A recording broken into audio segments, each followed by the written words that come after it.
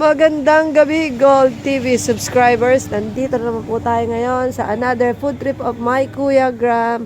And nandito kami ngayon sa food trip. Yan. Na pag-aari ng aking kaibigan na si Monet Baclit Elag. At syempre ayun yung kanyang anak.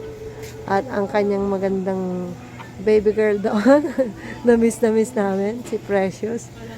At eto naman ang aming Kuya Gram. And tonight, you're gonna be tasting a homemade burger, Kuya. Burger patty.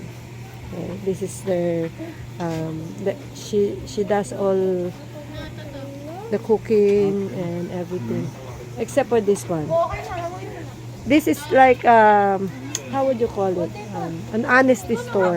Honesty store because you can put your money there, you can get your change. People are used to it. They will order, they will get their own food, sit wherever they want to sit, and then they get their change. So everybody's used to it. Ganun sa kanila, ate. Yung bayad mo, ilagay mo lang doon, ikaw na kumuha ng sukli mo. Oo. Pero dito, lalo nung doon sa kabilang pwesto pa sila, talagang malakas. Sanay na yung tao na maghihintay sila, they wait for their turn, tapos pagkuha ng pera, alam nila kung saan nila pupwesto, kung saan ka nag-order, doon ka lang kasi ikaw doon mo rin kukunin, gano'n.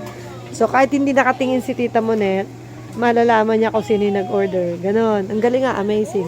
Tapos kasi para sa kanya, ang kasabihan na customer is always right. Ay nako, sa akin kasi hindi rin gano'n na customer is always right. Di naman gano'n yun. Ikaw ay customer, para ka ng hari.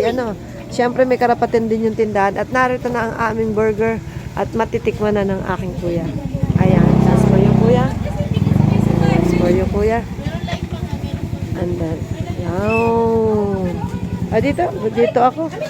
At siyempre meron ditong little boy na parang si JB, mini JB. Hindi ko alam kung anong pangalan niya, pero eto kasama siya ng mami niya. Marami po ditong nabili. Yan.